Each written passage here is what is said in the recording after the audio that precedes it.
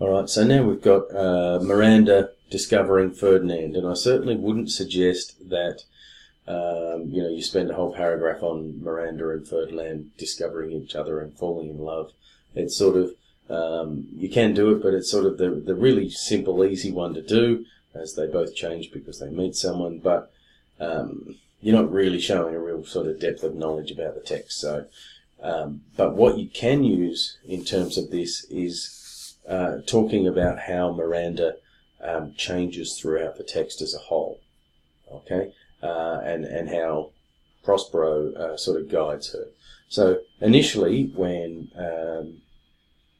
Ferdinand is sort of in a stupor, walking down the hill, his father's passed away, he's not sure what to do, Prospero points him out to her.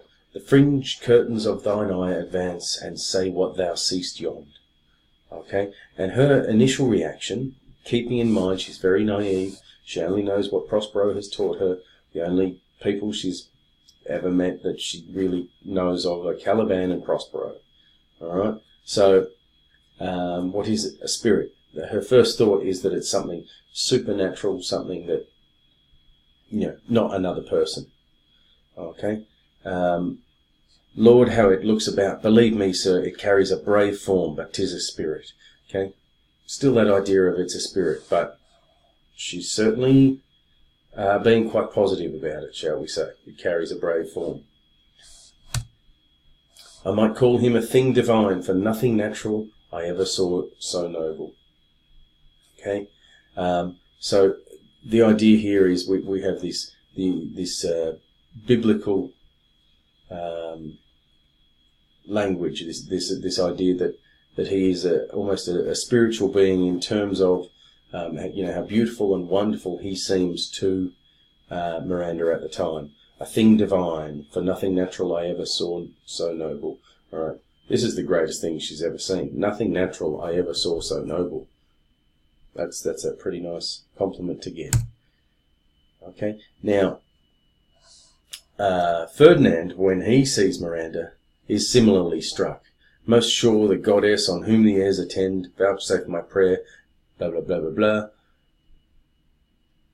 Oh, you wonder if you be made or no. All right, so Ferdinand, as we find out, is a little bit of a player. So his first question, basically, if you be made or no, are you a virgin or not? Okay, but certain, no wonder, sir, I'm not a wonder. Oh, you wonder. Okay, I'm not a wonder, I'm just Miranda, just little old me, but certainly a maid. My language, heavens. Okay, so you've got this exclamation. He is startled that she knows how to speak the same language as him. Ferdinand's been around the block. He's just been to a wedding in a far-off country. He knows there's other people, other places. Miranda certainly doesn't.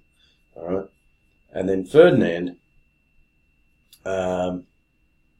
he's very confident. I am the best of them that speak this speech, were I but where 'tis spoken. So if he was actually in Naples, where they speak, let's assume it would be Italian, I am the best of them that speak this speech. Okay, he sees him, he thinks he's the king now because he's assuming his father's died, so he sees himself as the king of Naples. Okay. Then Miranda comes back with just a little aside, because Prospero's getting a little bit, he's seen that Miranda and Ferdinand, are just smitten. They're just so in love with each other. So he doesn't want it to go quite so quickly, so he's being fairly negative towards Ferdinand. And just as a little aside to the audience, Miranda needs to tell the audience, this is the third man that e'er I saw, the first that e'er I sighed for. Pity moved my father, the first that e'er I sighed for. All right, the first one she's ever gone, oh, that's the guy. All right, so there's a really lovely imagery there. Lovely. And the other comment that she makes, there's nothing ill can dwell in such a temple. Okay, once again, we've got this sort of spiritual or biblical references to how pure and amazing he is. If the ill spirit have so fair a house, okay, good things will strive to dwell within. So she is smitten. She is all over this.